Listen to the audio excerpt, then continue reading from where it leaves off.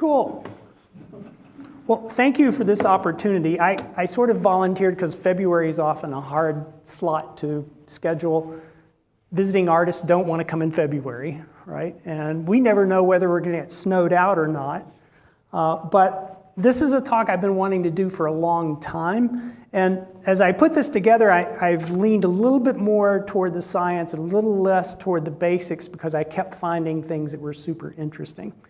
And I'm going to give you a roadmap.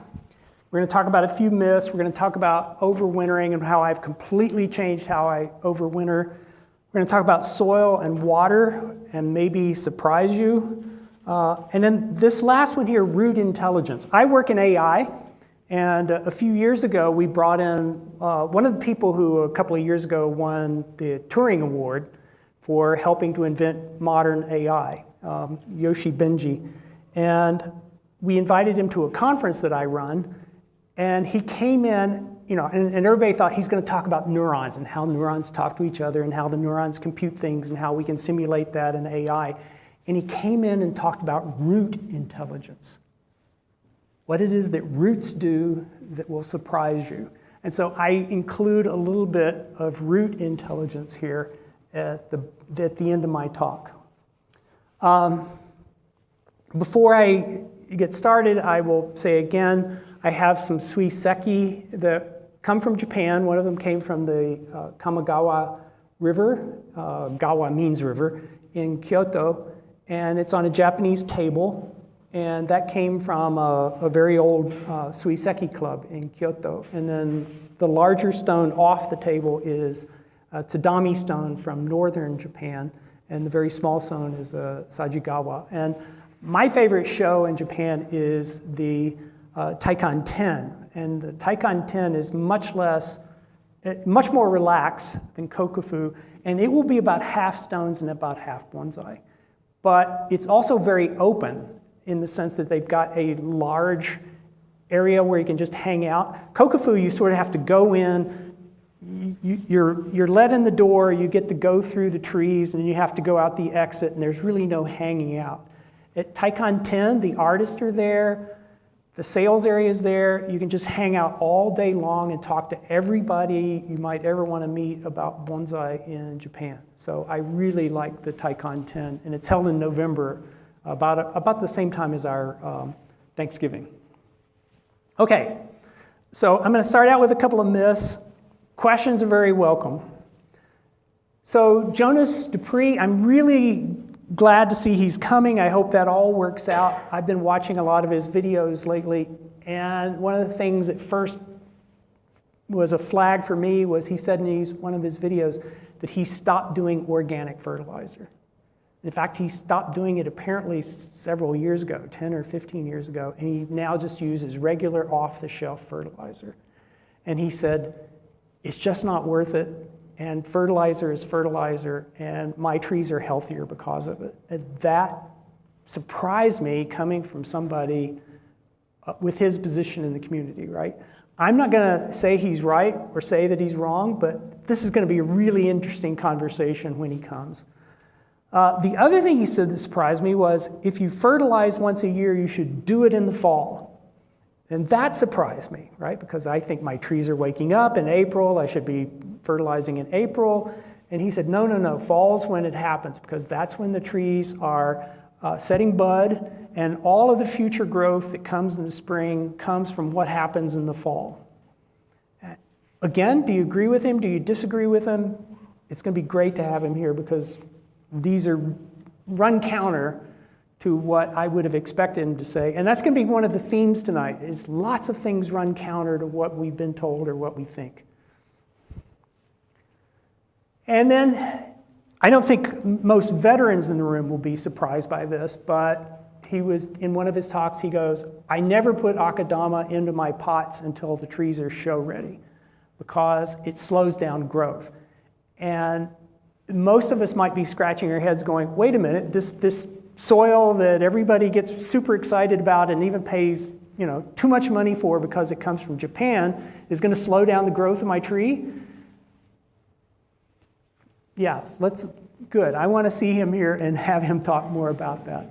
By the way, I think you should all know that we were living in Japan in fall of 2019, and you can walk by any garden shop, and akadama is like $2 a bag. It's dirt. It's cheap as dirt.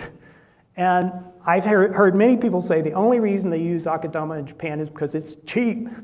Now, I don't think it's the cure-all, but I'm not going to talk about that tonight other than just a couple of passing slides. I stole the myth idea from Michael Hagdorn's book, which is Bonsai Heresy, and in the book he discusses bonsai myths.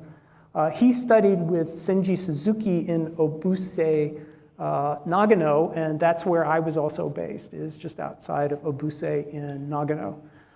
And if you ever go, you got to go see the snow monkeys. They're just outside of Obuse, and it's a fabulous experience. Okay, first some things from Michael's book. One of his chapters on bonsai myths is that we should be concerned about zones when we are selecting plants. And he did a deeper dive and said, we don't really care about zones, we care about root hardiness.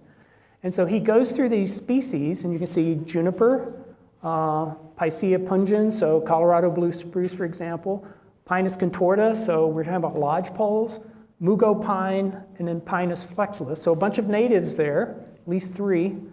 And you can see that the root kill temperature is very different from the zone, and the top safe temperature can be much, much lower than the root temperature, right? And the thing that surprised me about this was I would have thought Pinus flexilis or mugo would have been much more root hardy than they are. Apparently, if their roots get down around 10, they're going to die. Now, what do? We protect them in the winter. Also, as Larry has said many times, the temperature against the ground is very different than the temperature that's in the air, right? But taking care of our trees in winter is actually important. Mike actually apparently did a similar thing that I did a year ago as well, which is I just tracked the temperatures here in Colorado last year. And the red line is freezing, and you can see how often we are going above and below freezing, right? So if your trees are outside, they're being exposed to some really cold temperatures. And so here's the first thing that I think is a big take-home message for all of us, is that freezing, I'm convinced freezing is not the problem, and I've talked to some plant biologists about this, and the ones I've talked to agree with me. The thing that kills our trees more often than not is not that it gets super cold in the wintertime. It's not the big dip that you see there. When I have lost trees due to the weather, it's always November and April. And do you know why?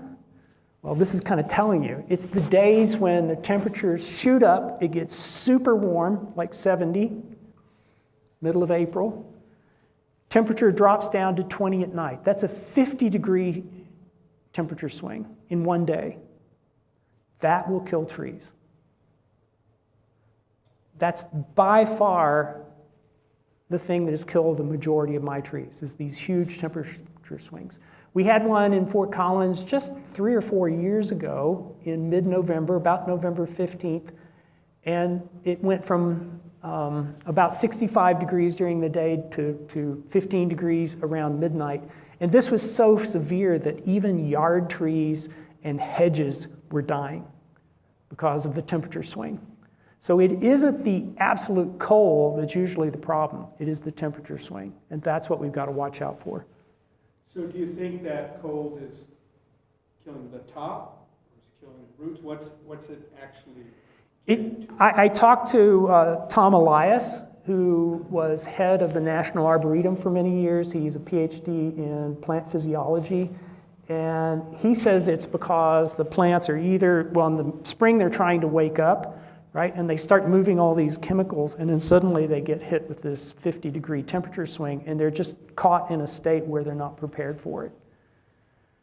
So maybe the vascular tissue is It getting... could be, but it happens both ways. It happens in November as well as in April. So it's just the swing itself is very difficult from for the plants to handle. So here's, again, something for you to think about. I built a 4 feet deep, 3 foot wide, 6 foot long coal frame to store my trees in. And I used it for a few years. And then I quit. And I quit because they were waking up around March 1st. And they were tender. And you put them outside and they just couldn't handle the temperatures. So I came to the conclusion I'm much better off leaving my trees outside. I put them on the north side of the house in the shade. I saw, Mike, you said that you shoveled snow onto your trees. I shovel snow onto my trees.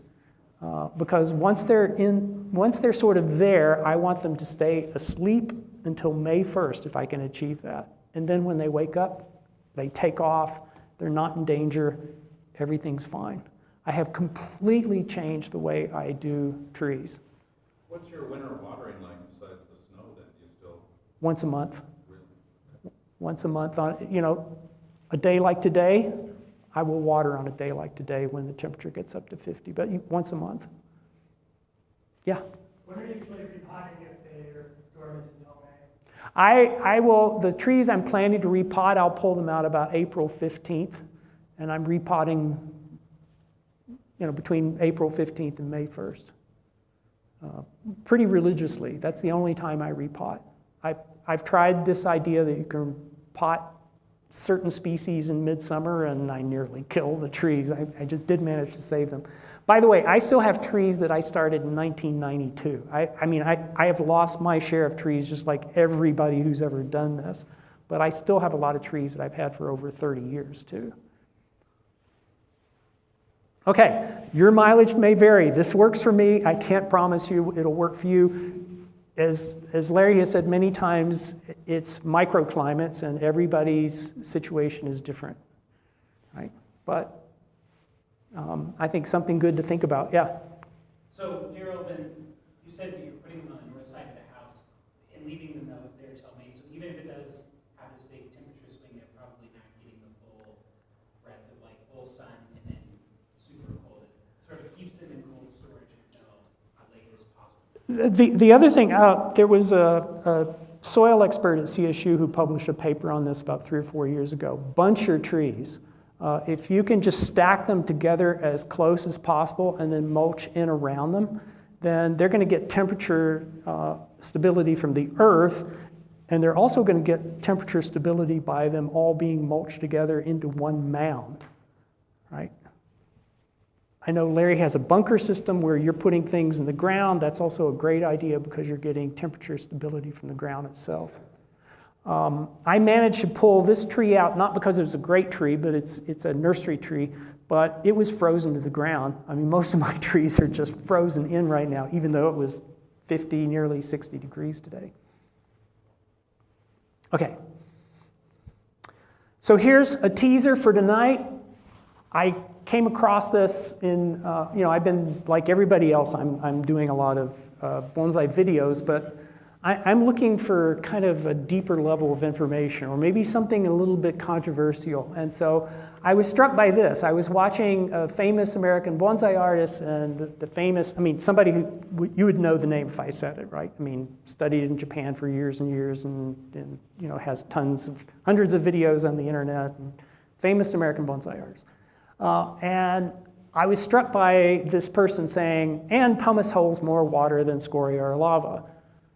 Okay, and then I'm watching a famous European bonsai artist sometime in the last 6 months, and they said, and of course scoria holds more water than pumice. So here, completely opposite statements, right? So who's right? And I did some just intuitive thinking, and I convinced myself that I believed one of them and not the other. But I thought, I'm going to do the experiment. And I went looking for other people who've done the experiment. So I'll show you tonight what I found. And I was still surprised. Besides, the European bonsai artists went even further than that. Pumice is very dry, and that's why we use it on collected trees, because it's protecting those new roots from staying too wet. It's basically acting as a drying agent to keep those new roots dry while they're getting established.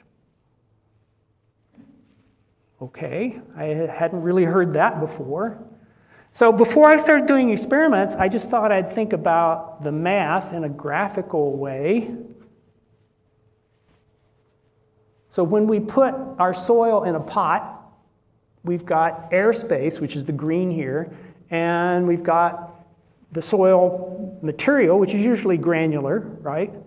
And so the white represents the rocks. In this case, just assume perfect marbles, and the green represents the airspace, right? And if we're using a 1/2-inch scoria or a 1/2-inch akadama, that's pretty big, right? Maybe we use 3/8 inch instead, right? But then the first mathematical question of the night, sorry, I can't help it. I was teaching computability theory this morning, and I won't bore you with that, but which one has more air in it?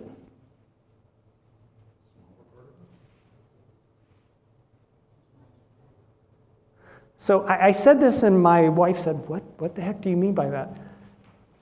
This has the property of being what we would normally call scale invariant. It's the same, right? Because you put a circle in a box, it doesn't matter how big the box is, the green area relative to the white area is always the same, right? So there is no difference. There's an equal amount of air access in this pot, regardless of whether it's 1/8 inch BBs or 1/2 inch marbles, right? What does make a difference? Mixing up different soil sizes, right? That will, if you put big and small together, you're going to start filling this void, right? So if we really did care about air versus the material, we would be very uniform in the size of our soil medium, right? Because that would give us the best preservation of the air, the green area. So we lose air in our soil mix when we start mixing different size materials, right? And space is not the whole story anyway, right? What else is different if we have a pot with smaller size material and a pot with a bigger size material? What else is going on that's different? And that is gravity plus the capillary action is going to be very different in these two, as well as the water cohesion, right? So first, how many people have seen the rock analogy? Do your big rocks first. So I took the rock analogy here and translated it to bonsai soil. If we put in sand first and then the rocks, we can't get it all in there, but if we put the big rocks in and then the sand, it all fits. Why? Because the sand just goes around the rocks and fills the voids. But if we put small soil in with our bigger material, we're filling the void. So we need to think about that. Peter T., Japan, 2012, he's getting ready to plant a tree for kokufu. What do you notice about what's in the bottom of that pot? Pretty large particles. It's big. That's like almost 1 inch. That's probably an inch across, and that's pure pumice that he's putting in the bottom of the pot, right? And then, I read the rest of the blog, he does this, and then they put in their regular size soil mix and start, right? So they're doing this in Japan. I don't care if they're doing it in Japan. It's silly.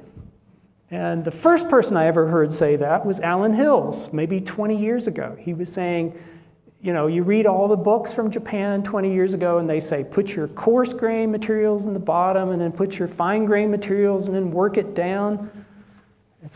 It's nonsense.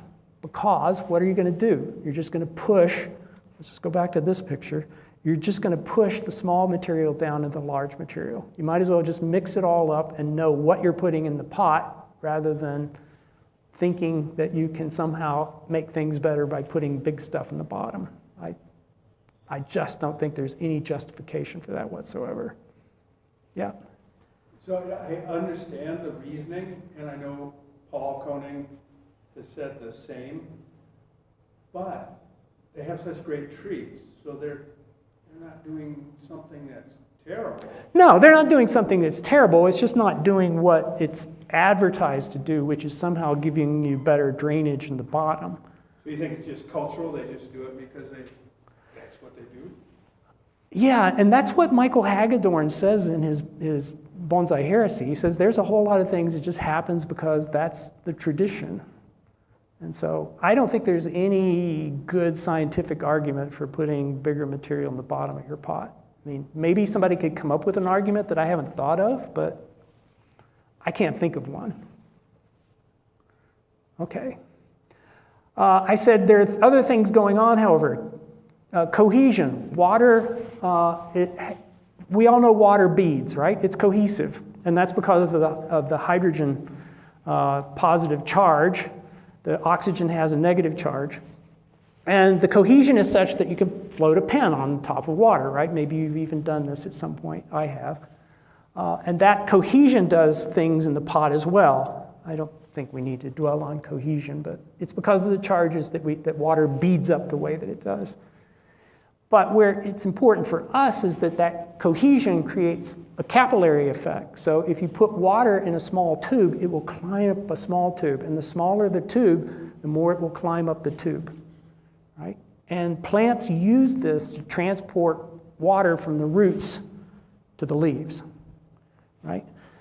And you can see here, you stick these different types of tubes down in water, and I know it seems really counterintuitive, but the water will rise differentially in the tubes based on how narrow they are, right? And of course, there's a formula for that. It depends on the angle of the contact between the liquid. In this picture, it's that angle is, see the curvature of the water in the tube? The more curved that is, the more it will rise. And that's because of the cohesion in the water. The water is going, oh, it's going up on the edges. I'll just follow it right up the edges. And it depends on the density of the liquid. And of course, it depends on gravity, right? And plants are using this to pull water. They have tiny little tubes. And that allows them to just almost magically move the water from the roots up to the leaves through these tiny little tubes. The smaller the tubes, the easier it is to transport the water. Right? But I want to talk about this for a different reason. Whoops. You're going to get more capillary action with the smaller size. Right? Water is going to stay higher in the pot with those smaller particles because the space between the particles are smaller. And you'll hear professional bonsai artists talk about the capillary action of the roots pulling the water up from the bottom. They don't go down and drink. The capillary action is pulling the water up, and then they're taking the water. They're not down in the water. Okay. So, if there are any people that are relatively new to bonsai, sift your soil, sift your soil, sift your soils. We've all heard that for years, but I have radically changed how I sift my soils. I still have a screen, sort of a 1/16 inch window screen, and yes, I still use that to some degree. Also, if you're relatively new to bonsai, don't go buy these things. This is completely silly. A good tea strainer, for 75 cents at any place will do it. But I've stopped using this. I've stopped using this because I don't want material that small in my pot. What is it going to do? It's just going to, I used to think, you don't want this small material in there because it's going to clog up the holes in the bottom of the pot, right? That's what they used to say 30 years ago, or I used to read in books 30 years ago. It's not that. It's filling up the airspace. That's what matters. It's filling up that airspace. When I sift my soils now, I use something that's got a 1/8 inch hole in it. I really get rid of the small stuff, and probably many of you do as well, right? So I don't use small screens anymore. I use much, much, much bigger holes, at least an 1/8 inch. To sift my soil materials. So, Darrell, are you using what goes through or what stays? I throw away what goes through. I only use what stays. Yes. So that means everything I have is 1/8 to 3/8, even up to a 1/2 inch, depending on what it is. The pumice can sometimes be up to a 1/2 inch. Okay. Here's the next thing I saw Jonas Dupree talk about that completely blew me away because it ran counter to what I thought I knew. He was giving a lecture, I think it was in California, and he started talking about this study done by this plant biologist named Horst Witt out of Germany. And what Witt did was he looked at how roots grow. He actually took small plants, grew them in pots, and I don't know exactly how he did it, but he monitored root growth. And he monitored top shoot growth. And you can see there's an image here, and he's pointing to the image, and Jonas doesn't know where the original image is anymore. I couldn't find the original image, although I did find articles by this guy. So I extrapolated, and let's take a look at this. This is the root from the midline up is the growth of green material, shoots, right? The stuff above ground. From the midline down is the growth of the roots, measured in centimeters, and when it happens during the year. And I did not expect this. I don't know if anybody in the room is looking at that and going, oh, of course, that's what they do. So at least in Scots pine, we see this part, right? It's April, it's May, the shoots are coming out. It grows like crazy up until about the 1st or 2nd week of June, and then the top growth slows down, and then the needles are out, and there's not much more top growth. This is buds setting for the next year, right over here.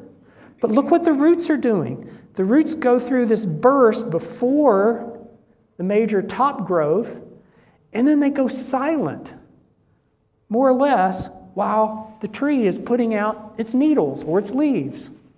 And then when it stops or peaks in its needle growth or its leaf growths, the roots take off again and do most of their growing in the second half of summer on into the fall. Is anybody else as surprised as I am by this?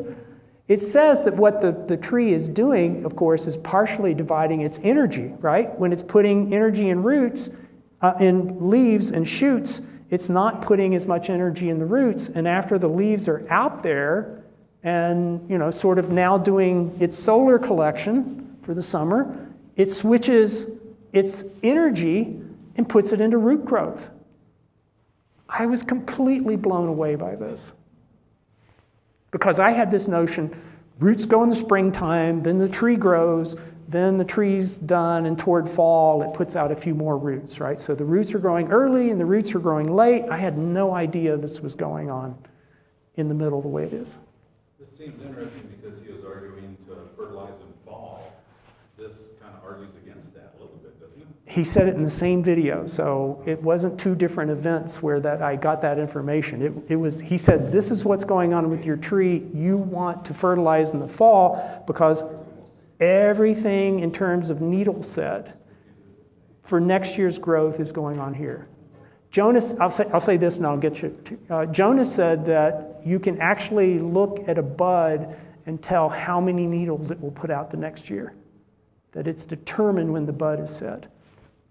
Any indication in terms of balancing phosphorus with? I've heard some folks say phosphorus and potassium in the fall, nitrogen in the summer. Some folks say just keep it balanced all the time.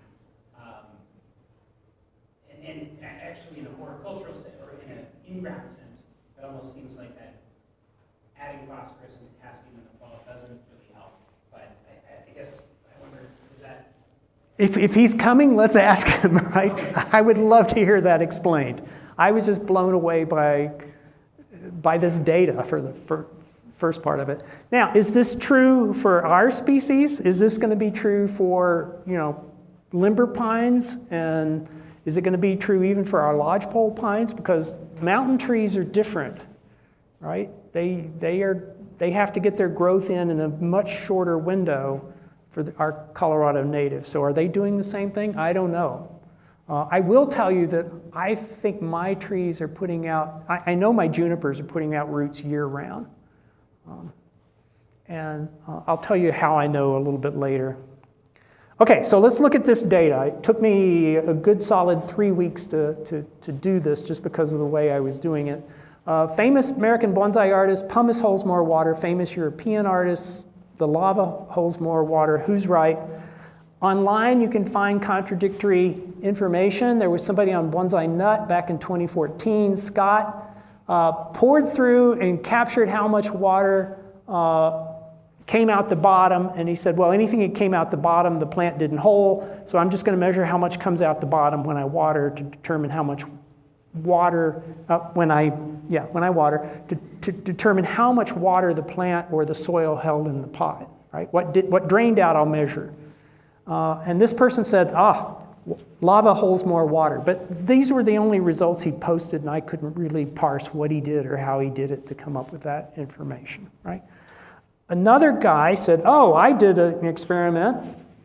This is in the same post. I did an experiment and I got exactly the opposite results. But this person did it differently. He didn't just pour the water through. He soaked his plants and then measured the weight to sort of determine how much water they were holding. And he concluded, the pumice is holding more water. I will tell you after my experiments, I do not trust one of these people at all. No, I won't give you a hint yet. So at this point, I didn't know what to expect. I'd sort of worked it through in my head and decided, well, these two experts disagree. If I just do a mental thought process, which one do I agree with? And I'll tell you what my mental thought process was after I show you the data. It turned out it was pretty good. So I dried all my materials for 3 weeks indoors, but I also did a wet experiment. I did a dry experiment, and I did a wet experiment. I used 48 dry ounces of soil material, this big. Then I put it into a flatter pot, right? Not exactly a bonsai pot, but more like this big around and about that deep. Right? You cannot do the water by volume. I quickly determined you have to do the water by weight, because if you try to do it by volume, you can't eyeball closely enough to say this, saying it's a cup of water doesn't cut it, right? You have to measure exactly. So I measured 600 grams of water exactly. And I did both methods that the two people suggested. I did capture drainage, and I also measured the weight of the plant after it was watered. I also found out that how fast you water matters. If you just water really, really fast, it drains out faster. You lose more water. If you water slowly, it will absorb more water. If you're watering dry, it holds less water. If you're watering wet, it will retain more water. So there's a lot of little things that can affect the results. The only thing I can say is you got to be darn consistent the way you do it, or you could get effects. But it turned out that the large end of the day story is really clear, super clear. All right, so here's the first thing I found. Pumice, black lava that's coming out of Longmont. Sifted 3/8 inch, as close as I could get it. The black lava was very consistent 3/8 inch. The pumice was pretty much 3/8 inch, but with a little bit smaller 1/4 inch, even down to 3/16 of an inch. So the pumice had a little bit smaller material mixed into it. Dry weight, I put in 600 grams of water. I measured how much drained out and how much was held. The lava is holding 100 grams more water, like 50% more water. The lava is holding more water, and that's a lot, 50% more. It's holding a lot more water than the pumice is, right? And this was my intuition, and do you know why? Pumice floats. If it were absorbing water, it would eventually absorb all that water and it would sink, right? The fact that it will float and float and float and float says water is never penetrating into the small cavities in that pumice. It's keeping air in there that whole time. So I did sort of think this, but when I got to the experiment, I was just like, I don't know what's going to happen. This is more fine-grained data showing how fast the water dissipates. The water did dissipate faster out of the lava, but there was a whole lot more to drain out, right? This is over 20 minutes measuring after 1 minute, 6 minutes, 10 minutes, 15 minutes, 20 minutes. Questions? Which is better, putting a pot into a tub of water or putting the water in from the top? I did that. Huh? I did that. So I also, because one of the people said, oh, if you soak it, you get a different result. It will hold more water if you soak it, but most of us are never going to soak our plants on a large scale, right? Because we're just going to go out there with a hose or a watering can. But yes, it will hold more water if you soak it. It will. If that's what we want, too. That's the other question. What do we want? So, does soaking make a difference? So I soaked my pumice, since the pumice was the one not holding as much water. I soaked it for a solid 15 minutes underwater, and then poured through. And yes, it held, maybe 10% more because it had been soaked, but still nothing compared to the black lava over there, right? The black lava is holding a lot more water than the pumice is. And then I did akadama. My akadama was large, about 1 centimeter, and it really holds water, right? You can see the black lava was holding, after 20 minutes, was holding about 245 grams of water. The akadama, after 20 minutes, you could actually hear it, because I dried it for 3 weeks. You pour the water slowly onto the akadama, and it just goes, and you can hear it sucking the water up, almost crackling. And once it grabs it, man, it does not let go. So the akadama is grabbing a lot more water and is holding onto it for a much longer time. Okay? And I push this further. What happens after 4 days plus 4 hours, so we're talking about 100 hours here, how much water are they retaining? And after 4 days plus a few hours, 100 hours, the lava was retaining 197 grams of water. The pumice only 82 grams of water. It's dry. Got to score 1 for the Europeans and 0 for the Americans on this one. 82, and the akadama was holding 300 grams of water. Now, again, is that good? And of course, if we talk about something what many of us call Boone's mix, it's 1/3 lava, 1/3 pumice, 1/3 akadama, right? So you just think, well, I just add all those 3 together, and then you start getting some interesting observations here. I've got a disclaimer slide. There were a couple of things that if you ran this experiment, you might get a difference of 20 grams, right? And it depends on whether you water wet. It depends on whether you water dry. I'm showing you the difference here. Wet and dry does make a difference.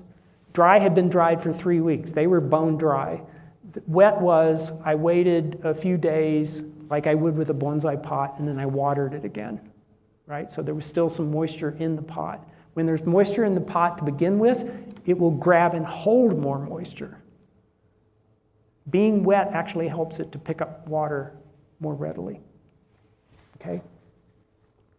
Also, because of the drainage holes in my pot, I had to pick it, after I poured the water in and waited 1 minute, I wanted to put it on the scale. Well, water was still draining, so I tipped all of them like just slightly for 15 seconds to let the water drain out before, so it wouldn't like drown my scale. If you did something slightly different, that's going to change your measurement by maybe 20 grams. right? So you can get a 20-gram difference. But this trend is, I don't think is going to change. Yes? Is there any evidence that the pumice stone, adds to the capillary effect? Or the fact that it's diagonals and even so it's able to convex? I tried to answer that question. I read extensively on a company called Hess that produces a lot of the pumice that comes out of Utah. And they make all sorts of claims about, oh, this is going to grab a hold to minerals and to nutrients and hold on to it a lot better than other things. Is it true? I don't know. If it depends on being in solution in the water, it's going to go through really fast and it's not going to hold on to it. I can tell you that. Right? Does this surprise? More competitive vintages, am I wrong on that? You're doing what? It seems to lose the water more in staggered vintages that are comparable to the ones previous, rather than just. Yeah, we can, let's see where I had. I had a lot more data in here and I thought I'm going to kill these people with data, so I took it out. Let's just go here. Yeah, here's good. This is pumice soaked, trying to get as much water into it as I possibly can. This is just the lava pouring through dry, right? You can see that the black lava seems to be losing water faster in terms of percentage of where I started, but the pumice has lost almost all the water in the first minute. Right? Within 1 minute, all but 200 grams of the water is gone. And after 1 minute, I still have 276 grams of water over there. So I've got almost, again, 50% more water, right? 200 to 300, just roughly. And that's how I've started to think of it. Pumice is 200, lava is 300, Akadama is 400, right? That's roughly the right answer. And so what else is going on? I'm not sure. I think if you try to look at the literature, there's lots of information that's probably not very good and not very accurate. But does this surprise anybody? I didn't know it was going to turn out like this. I thought maybe they would be closer together. I've talked about that. And then this got me thinking, right? Boone's mix, 1/3, 1/3, 1/3. Well, that's going to be the same as using straight lava. I'm not saying it's the same in terms of any sort of chemical or capillary or secondary effect, but if I were just going, how much water is going to drain out the bottom? 1/3 pumice, which is dry, 1/3 lava, which is in the middle, 1/3 Akadama, which is wet, add them all together, it's almost the same as just using straight lava. And what else might we do? Oh, Suzuki's mix out of Nagano, and also a few other people. 1/2 pumice plus 1/2 Akadama. Same average again, right? You hit the middle. So we could be doing 1/2 lava, 1/4 pumice, 1/4 Akadama, and we'd still be hitting the middle, right? I don't think we really understand these soil mixes, but in terms of water retention, anything that puts you in this 200, into the 300 range in the middle is going to be the same. I'm not saying it's the same chemically. I'm not saying it's the same mechanically. I'm just saying in terms of water retention, it's going to be the same, right? Yes?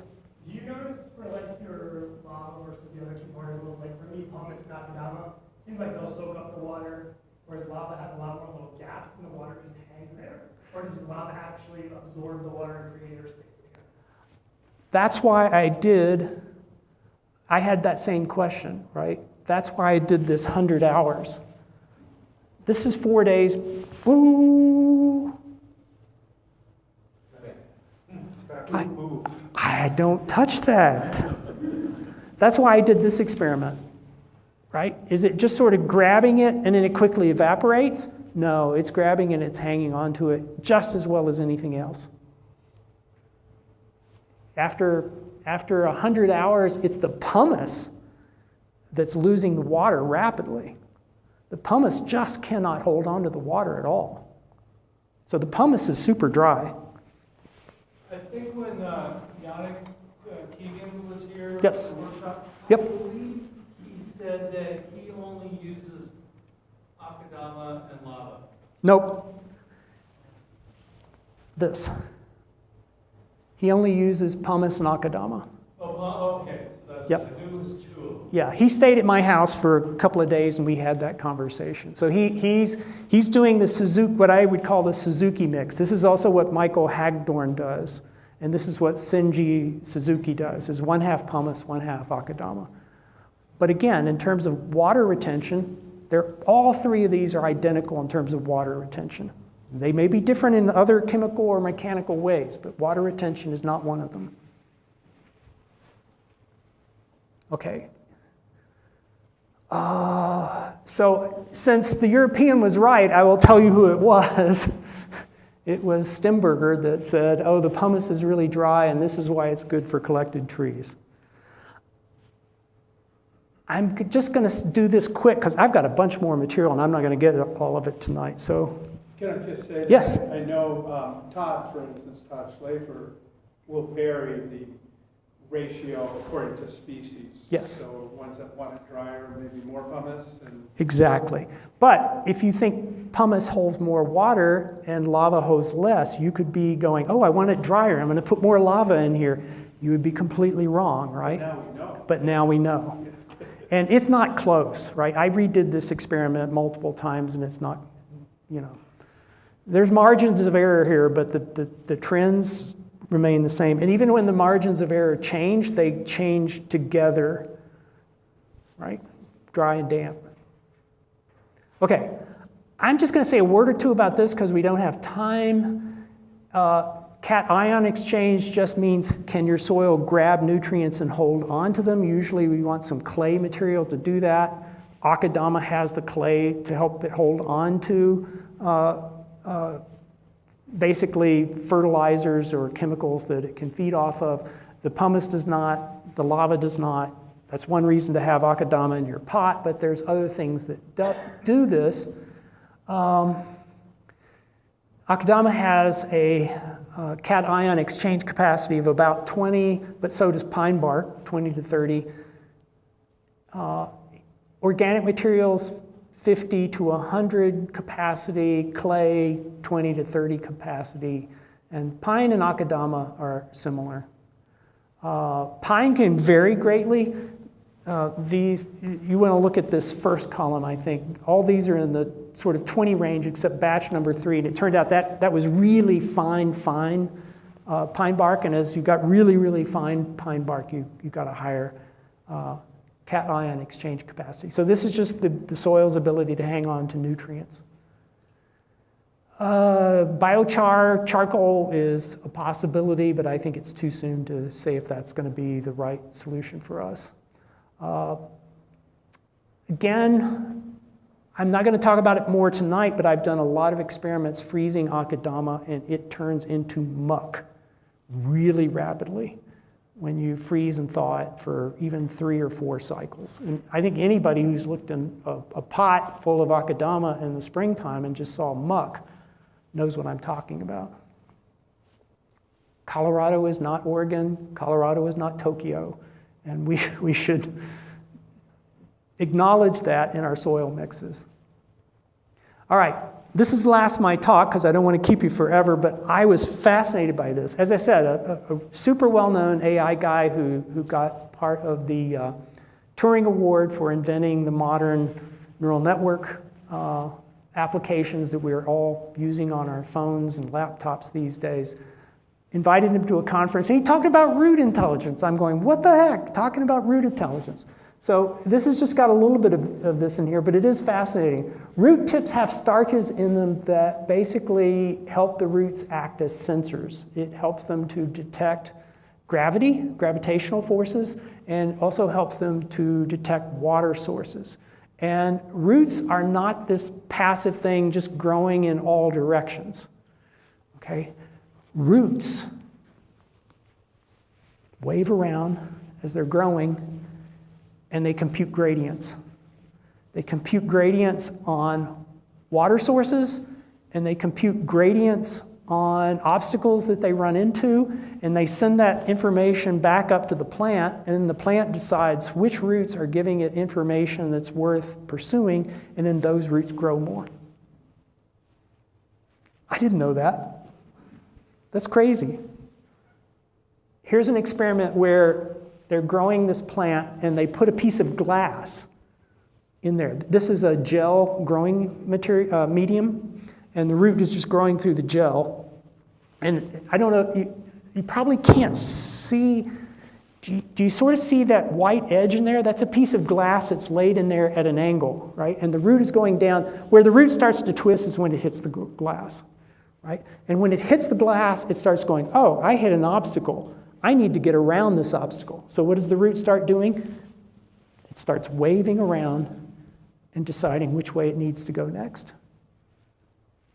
Right? And you can see it squirreling around trying to get around the obstacle. Right?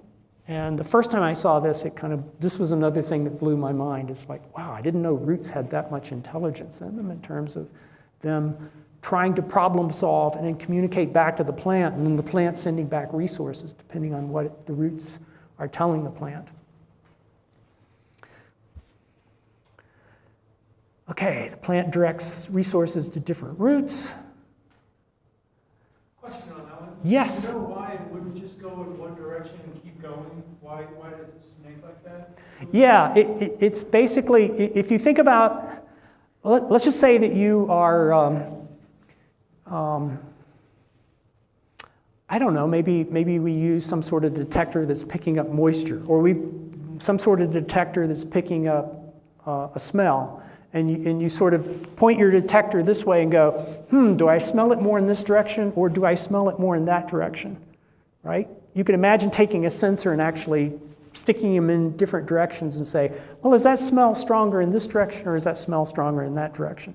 The roots are actually doing this, because it can't sort of do this, but it's waving like this, and then it's remembering what it detected here versus what it detected over here, as it's waving around. And so we would say it's computing a gradient, right? It's computing a gradient that says, oh, it's stronger over this way than over that way. Also, apparently, they're just trying to find the edge of the obstacle, right? If they run into a big rock, they're trying to figure out, is there some shorter path that's going to get me around the rock so I can continue growing? That's apparently another big part of what they're doing, is avoiding obstacles. Another question? So when our roots do this in our bonsai pots, they are literally trying to find a way around the bottom of our pot, right? They're just not randomly growing and coiling around the bottom. They're looking for a way to escape, right? They've hit an obstacle and they're trying to avoid that obstacle. That's why they're growing the way they do around the edges of our pots. Yeah? Question. I've always thought that occurs because of the adhesion of the water to the plastic surface or the ceramic surface of just the inner edge of the inside. That could be too, because of course these roots are going, I need to get around obstacles, and also where is there water available that I can get to, right? So that could be part of it as well. Yeah.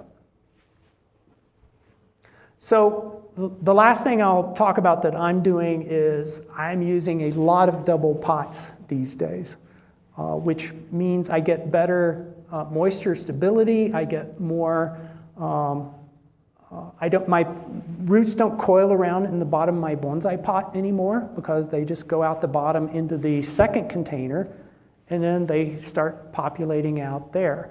And if I pull them up once a year in the spring and trim the roots, I don't get this whirling problem inside my pots now, because the roots are trying to escape. We know they're trying to escape. They're trying to be intelligent and escape and get around the bottom of that pot. So I'm sorry. Go ahead. Well, I was just thinking that would help keep the pots, the inner pot would be a lot cooler also, right? More stable temperatures, summer and winter. In fact, I do put them out during the main part of summer sometimes, but some of them, if I'm going to be gone, I just set them back into the tubs, and I can be gone an extra day or two and not worry about it because they've got this larger reservoir to draw off of. So I don't have to water my trees as often this way. Do you water them both the same, inner and outer pot? Yeah, I just, yep. I'm even doing this with big nursery pots. That's a Itoigawa that's growing really fast. I've got it double potted as well. And I can tell you the roots keep growing all winter long. I've been surprised, because sometimes I'll just put the smaller pot in the bigger pot in November for winter storage. I pull it out in the springtime, and the bigger pot is full of roots over the winter. Question? So are you still doing regular repotting with your inner pot, or are you just generally taking it out and cutting the roots that escape through that? I just pull it out maybe every year. Maybe I will go 2 years and then trim the roots that are, and then I don't repot the others except every 6-7 years. Okay, but you still do a repot, just not as regularly? Like change up. I wouldn't repot more than every 6 or 7 years anyway. I don't think there's, unless you have a good reason to do so, I don't know that it's necessary. Basket you had, Yeah. where you were using for sifting, you ever use that as an inner pot? I've been thinking about it, but I haven't, because I've just been taking one pot and putting in another pot. But yeah, there are people who do this. They call it air pruning the roots, because when the roots start growing out the edges, they die off. All of yours are solid, but they do have drain holes in the bottom Mhm. inner pots? Yep. Yeah. This has been double potted, for example. I buy these big cement tubs. Let's see. That's a big cement tub, right? And I just put lava rock in the cement tub, and then I put my tree down into the lava rock. And you can see there are roots growing out the bottom of this pot, right here. But I get nice, healthy trees that way. So Darrell, do you keep most of your trees in a double pot, or do you have like a show area or like a display? Or is it, if I'm gonna, bring a tree down here for the show, I take it out and I say 2/3 are in double pots. I tend to not do it as much with my pines, because I don't think they want as much water. And but you can see the roots.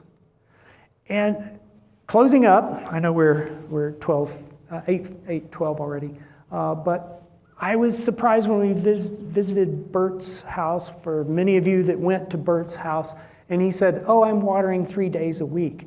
And I just went, "What? What are you doing? You're watering 3 days a week?" And, his trees were healthy. I think they had really small needles, which meant he was controlling needle growth. I think for his pines, he's probably got it just right. For his junipers, he was not getting the kind of lush, fast growth that I'm getting. Right? I think that's overdoing it for the junipers. Okay, so this is my last slide then. So different trees have different watering needs, but I am as guilty as anybody in the room of going, "Oh, I think I'll water my bonsai," and I just go out there and I water everything exactly the same, right? That's got to be wrong. Right?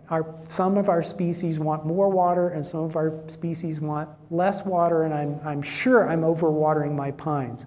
I've had this conversation with Mike where I go, "Your needles, how do you get those small needles? My needles are like this long," and I'm sure I'm overwatering them, right? I'm just overdoing it. Okay, I will stop there and take any last questions if people have them. So you mentioned Akadama breaking down, right? Have you thought of any replacements that help with cation exchange? I know pine bark breaks down so that, maybe less so than Akadama in terms of our climate, but any other particle that you recommend or think about, or what are you planning on testing? The biochar is something to test.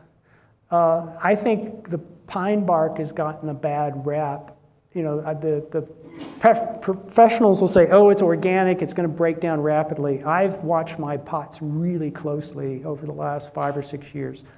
The akadama is muck. Within 2 or 3 years, it's just like completely muck. I'm not seeing the pine bark break down at all in my pots. It doesn't rot in the pot.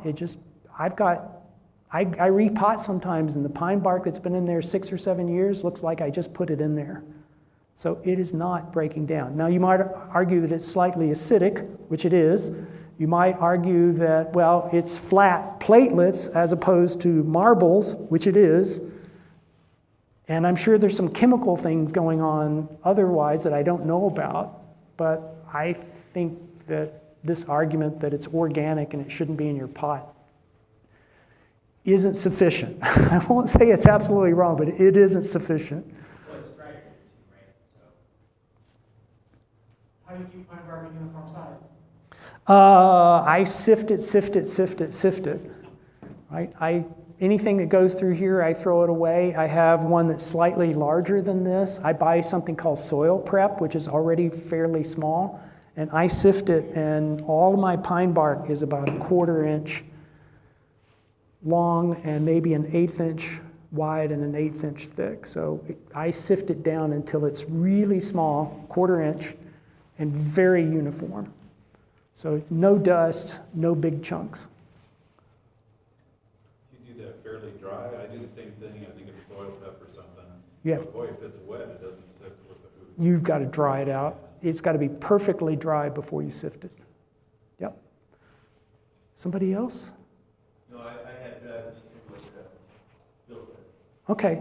Well, I hope you found some of this useful. I was surprised by some of these results myself, so I think it's good to explore some of these things for ourselves and know what's really going on, because I'm not sure everybody's doing these tests. You mentioned, it sounds like you use pine bark. Are you adding that to your normal? I have for years. Right now, I'm at least, I do think something is going on with the akadama, right? That it is, there was a study that came out of New Mexico that said it was the only soil medium that they had looked at where the roots would penetrate and go through it, right? So my current mix is 1/3 pumice, 1/3 black lava. I don't like the red. The red will throw off a lot of dust and also create muck in your pot. So pumice, black lava out of Longmont, 1/6 akadama, and 1/3 pine bark is what I'm using right now. And I know Larry's using shale. I want to get hold of some of the shale and do some of these same experiments to find out where is it on this spectrum. But I think if we have knowledge about how much water our different materials are holding, then we can start doing more rational decisions about how we mix them. Last question? Or more questions? All right, well, thank you for this opportunity. I had a lot of fun.